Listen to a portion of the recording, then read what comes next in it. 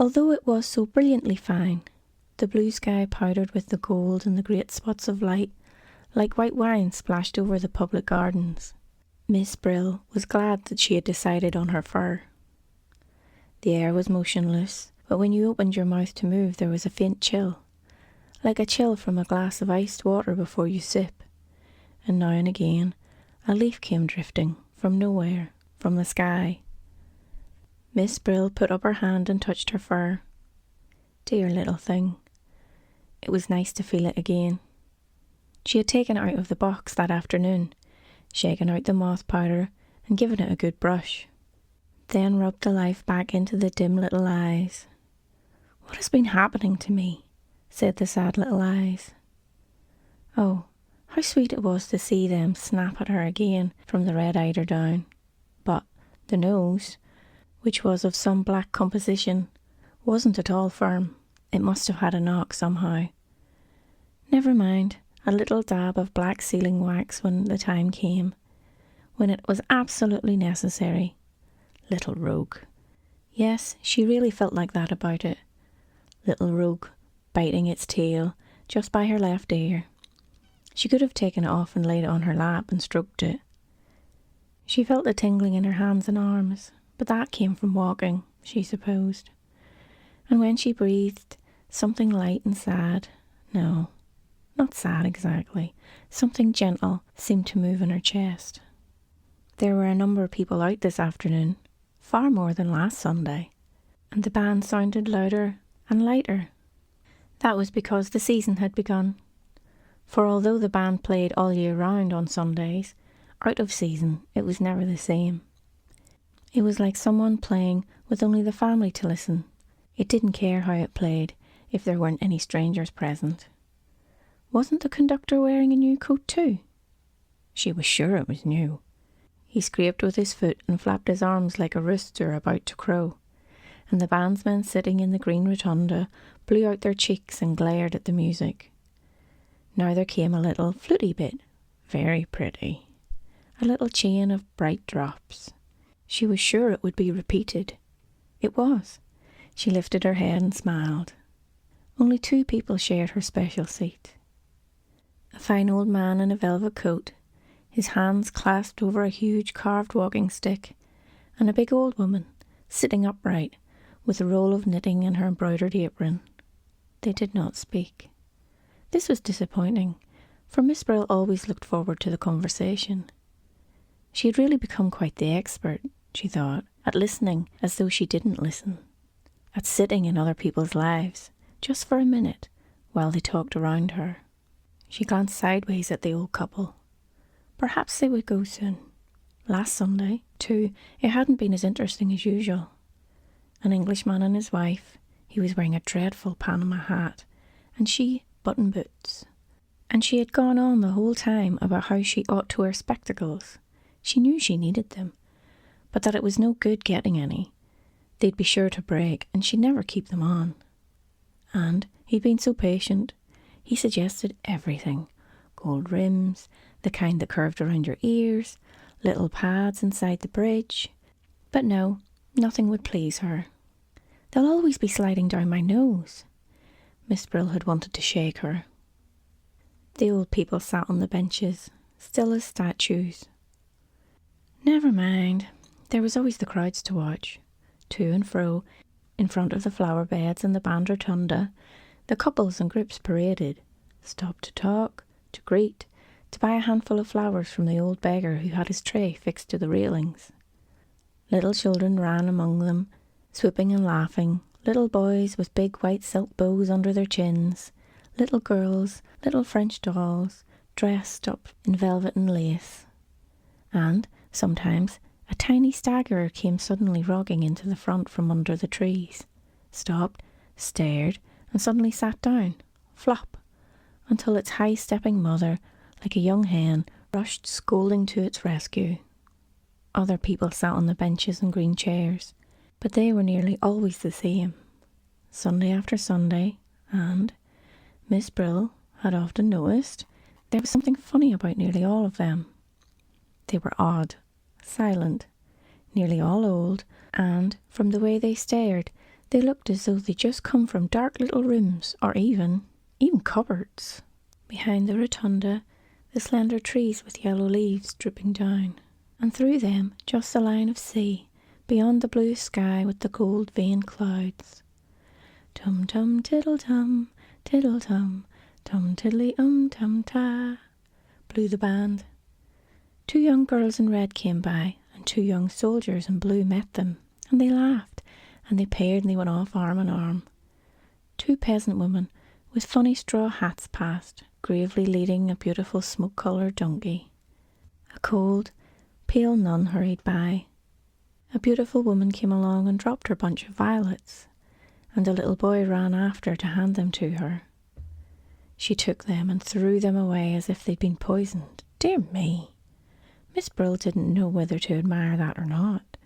And now a small fur hat and a gentleman in grey met in front of her. He was tall, stiff, dignified, and she was wearing the small fur hat she'd bought when her hair was yellow. Now everything, her hair, her face, even her eyes, was the same colour of the shabby little fur hat. Her hand in its clean glove, lifted to dab her lips, was a tiny yellowish paw. Oh, she was so pleased to see him, delighted. She rather thought they were going to meet that afternoon. She described where she'd been, everywhere, here, there, along by the sea. The day was so charming. Didn't he agree? And wouldn't he? Perhaps. But he shook his head, lighted a cigarette, slowly breathed a great puff into her face, and even while she was still talking and laughing, flicked the match away and walked on. The fur hat was alone.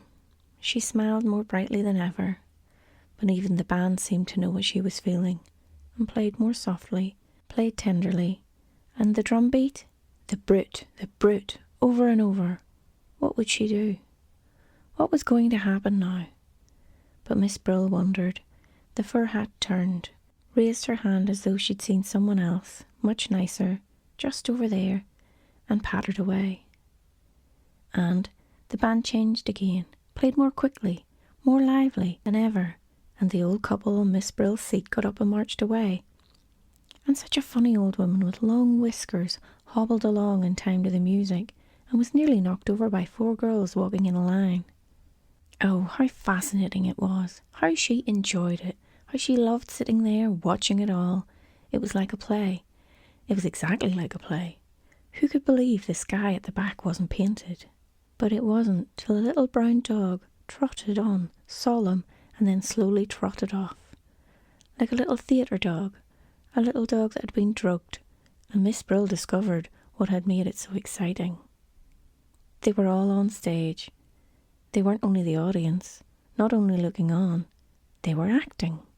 Even she had a part and came every Sunday. No doubt somebody would have noticed if she hadn't been there. She was part of the performance after all. How strange she'd never thought of it like that before, and yet it explained why she made such a point of starting from home and just came at the same time every week, so as not to be late for the performance. And it also explained why she had quite a shy feeling telling her English pupils how she spent her Sunday afternoons. No wonder! Miss Brill nearly laughed out loud. She was on the stage. She thought of the old gentleman to whom she read the newspaper 4 afternoons a week while he slept in the garden. She had got quite used to the frail head on the cotton pillow, the hollowed eyes, the open mouth, and the high-pinched nose. If he hadn't been dead, she might have noticed for weeks. She wouldn't have minded. But suddenly, he knew he was having the paper read to him by an actress. An actress! The old head lifted. 2 points of light quivered in the old eyes. An actress, are ye? And Miss Brill smoothed the newspaper as though it were a manuscript for her part and said gently, "Yes, I have been an actress for a long time." The band had been having a rest. Now they started again. And what they played was warm, sunny, yet there was just a faint chill, and something. What was it? Not sadness, no, not sadness. A something that made you want to sing. The tune lifted and lifted, the light shone, and it seemed to Miss Brill that in a moment all of them, all the whole company, would be singing. the young ones, the laughing ones who were moving together. They would begin, and the men's voices, very resolute and brave, would join them. And then she too, and the others on the benches, they would come in with a kind of accompaniment, something low that scarcely rose or fell, something so beautiful, moving, and Miss Brill's eyes filled with tears, and she looked smiling all around the other members of the company. Yes, we understand, she thought, though what they understood she didn't know. Just at that moment, a boy and a girl came and sat down where the old couple had been. They were beautifully dressed. They were in love. The hero and heroine, of course, just arrived from his father's yacht, and still soundlessly singing, still with a trembling smile, Miss Brill prepared to listen. "No, not now," said the girl. "Not here, I can't." "But why? Because of that stupid old thing at the end there?" asked the boy. "Why does she come here at all? Who wants her? Why doesn't she keep her silly old mug at home?" "It's her fur which is so funny," giggled the girl. "It's exactly like a fried whiting." "Ah, be off with you," said the boy in an angry whisper. Then, "Tell me, ma petite chérie." "No, not here," said the girl. "Not yet." On her way home, she usually bought a slice of honey cake at the baker's. It was her Sunday treat. Sometimes there was an almond in her slice, sometimes not. It made a great difference. If there was an almond, it was like carrying home a tiny present, a surprise, something that might very well not have been there. She hurried on the almond on Sundays and struck the match for the kettle in quite a dashing way. But today she passed the baker's by and climbed the stairs and went into her little dark room, her room like a cupboard, and sat down on the red eiderdown. She had sat there for a long time. The box that the fur came out of was on her bed. She unclasped the necklet quickly, without looking, and laid it inside. But when she put the lid on, she thought she heard something crying.